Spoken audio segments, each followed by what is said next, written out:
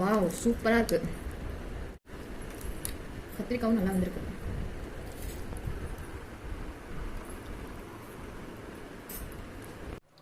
இப்போ நம்ம செய்ய போகிற ரெசிபி என்னன்னா குருமா குழம்பு.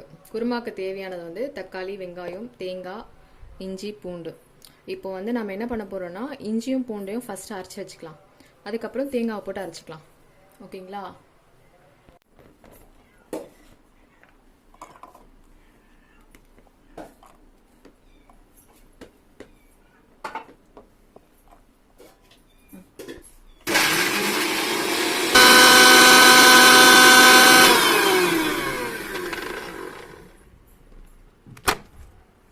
தண்ணி ஊற்றி அரைச்சிக்கலாம். கொஞ்சம் தண்ணி ஊற்றி அரைச்சிக்கலாம்.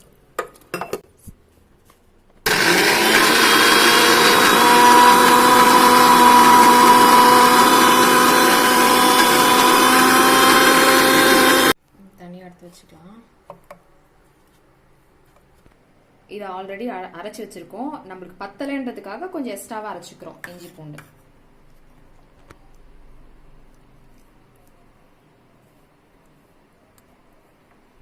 தேங்காய் அரைச்சிக்கலாம்.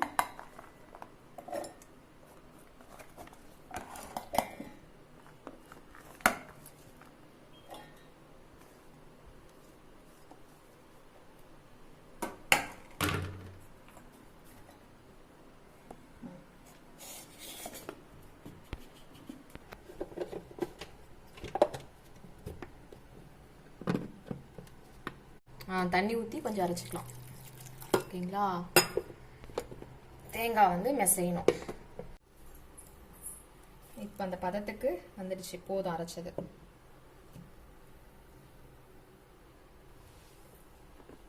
இந்த அளவுக்கு புளி கரைச்சல் சேர்த்துக்கலாம். நம்ம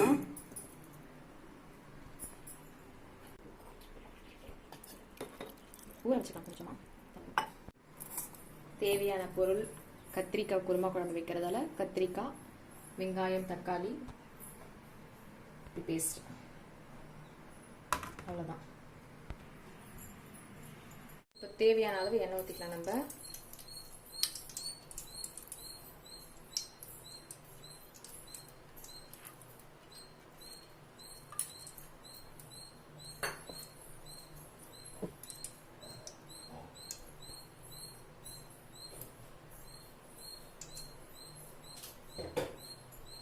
எண்ணெய் காஞ்சதும் கொஞ்சோண்டு சோம்பு,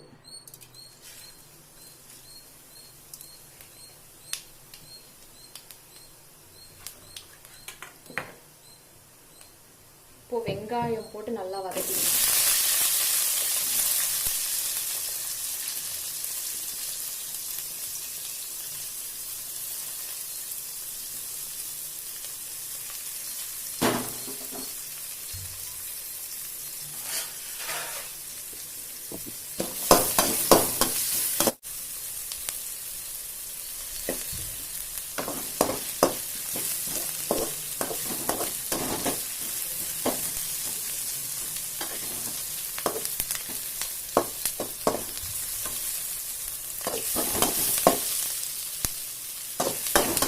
பொன்னிறமா வதங்கணும். இது வதங்கினதுக்கு அப்புறம் நம்ம தக்காளி போட்டு ஃப்ரை பண்ணிடலாம்.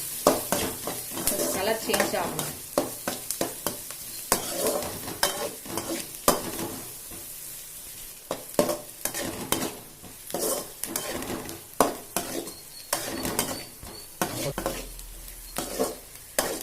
நம்ம வீடியோ ஃபர்ஸ்ட் டைம் பார்க்குறவங்க முதல்ல போய் சப்ஸ்கிரைப் பண்ணுங்க.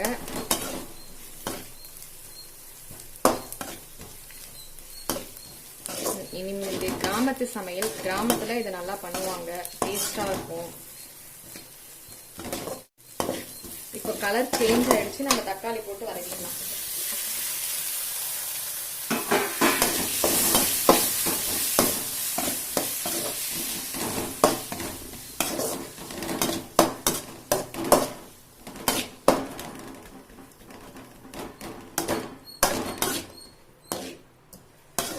இந்த ரெசிபி வந்து நீங்கள் வீட்லேயும் ட்ரை பண்ணுங்க, ரொம்ப நல்லா இருக்கும். கிராமத்தில் அதிகமாக இந்த ரெசிபி பண்ணுவாங்க. ஸோ குழந்தைங்களுக்கும் அது ரொம்ப பிடிக்கும். தேங்காய் இருந்தது உடம்புக்கு நல்லது. ஸோ நீங்கள் வீட்லேயும் ட்ரை பண்ணி பாருங்கள். பிடிச்சிருந்ததுன்னா லைக் பண்ணுங்கள்.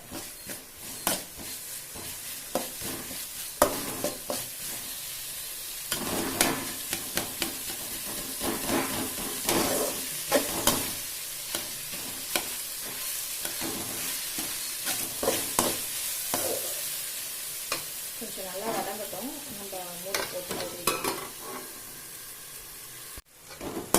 வெங்காயம் தக்காளி வந்து நல்லா வதங்கணும். எந்த குழம்பாக இருந்தாலும் வெங்காயம் தக்காளி நல்லா வதங்கினாதான் குழம்பு டேஸ்ட் வரும்.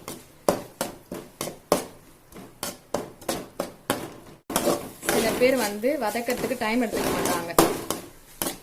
நம்ம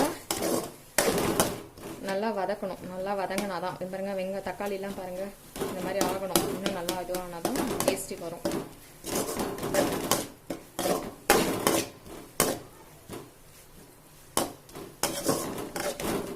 இப்போ கொஞ்சம் வதங்கிடுச்சா, நம்ம இந்த இஞ்சி பூண்டு பேஸ்ட்டை அரைச்சி வச்ச இஞ்சி பூண்டு பேஸ்ட்டை இது பண்ணிக்கலாம், மிக்ஸ் பண்ணிக்கலாம்.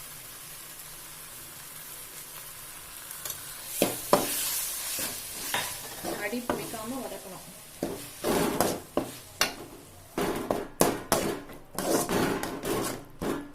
இது பச்சை வாசனை போற வரையும் இப்ப நல்லா வதக்கணும்.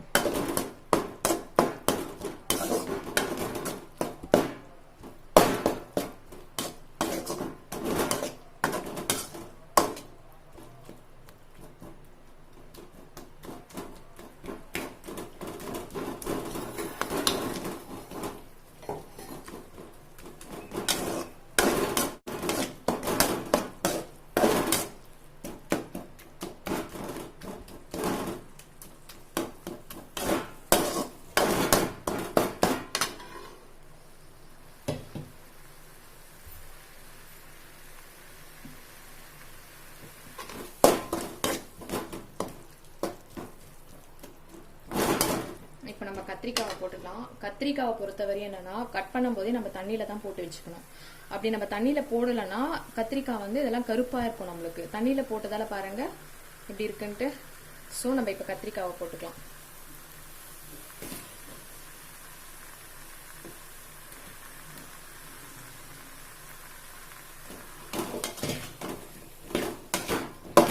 கத்திரிக்காய் போட்டு நம்ம நல்லா ஃப்ரை பண்ணிக்கலாம்.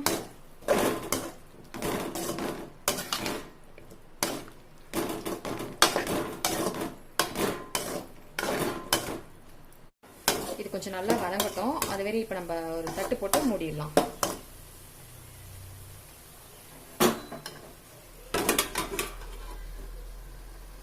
இந்த அளவுக்கு உப்பு போட்டு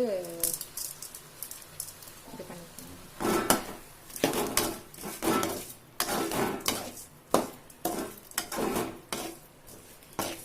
உப்பு போட்டா கொஞ்சம் சீக்கிரம் வதங்கும், அதனாலதான் உப்பு போடுறது.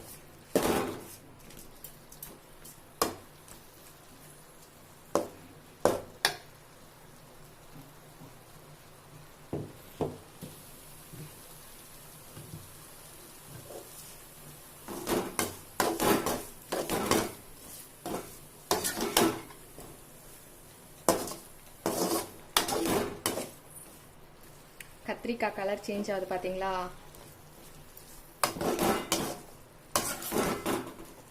கொஞ்சம் வதங்கிட்டே இருக்கும்.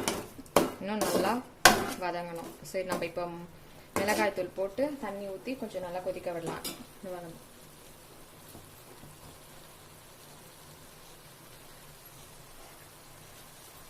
இந்த அளவுக்கு மிளகாய் தூள் போட்டுக்கலாம்.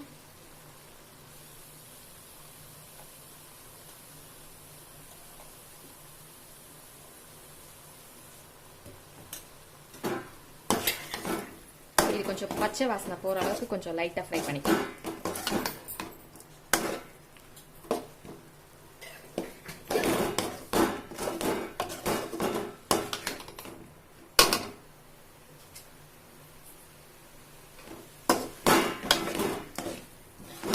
மிக்ஸ் பண்ணிட்டோம். இப்போ தேவையான அளவு தண்ணி ஊற்றிக்கலாம்.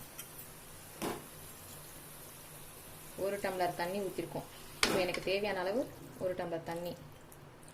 உங்களுக்கு எவ்வளவு விருப்பம் இருக்கோ அந்த அளவுக்கு தண்ணி ஊற்றிக்கலாம்.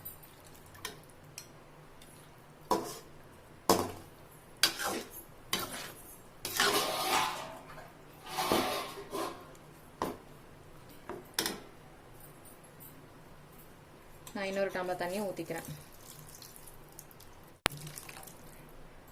ஏன்னா கத்திரிக்காய் போட்டிருக்கோம் இல்லைங்களா, அது வேகணும். ஸோ அதனால 2 டம்ளர் தண்ணி ஊற்றிருக்கேன் நான்.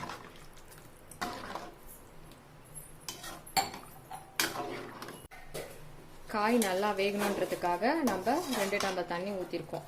இப்போ நம்ம எந்த காயுமே போடலைன்னா கொஞ்சமாக தண்ணி ஊற்றினா போதும். நம்ம கத்திரிக்காய் போட்டிருக்கோம், ஸோ அந்த கத்திரிக்காய் வேகணும் இல்லைங்களா, அதனால 2 டம்ளர் தண்ணி ஊற்றிருக்கேன் நான். அதுக்கு நல்லா இப்போ கொதி வந்த பிறகு நம்ம தேங்காய் வரைச்சி ஊற்றிக்கலாம்.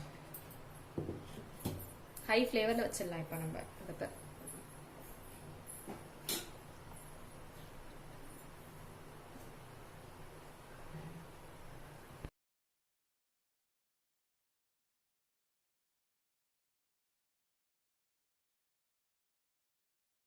அரைச்சி வச்ச தேங்காவை இப்போ நம்ம ஊற்றுறோம்.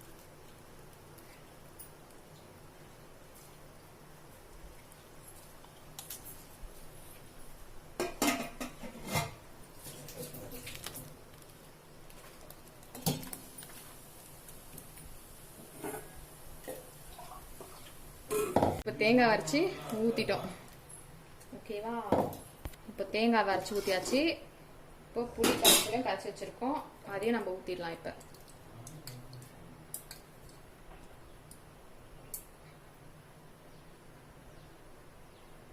புளி கரைச்சல்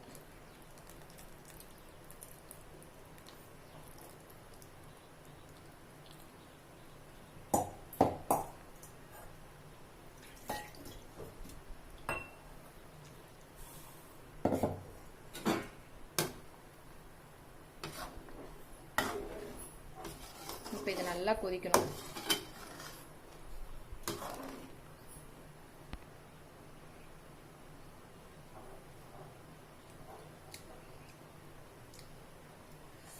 டேஸ்டா இருக்கு.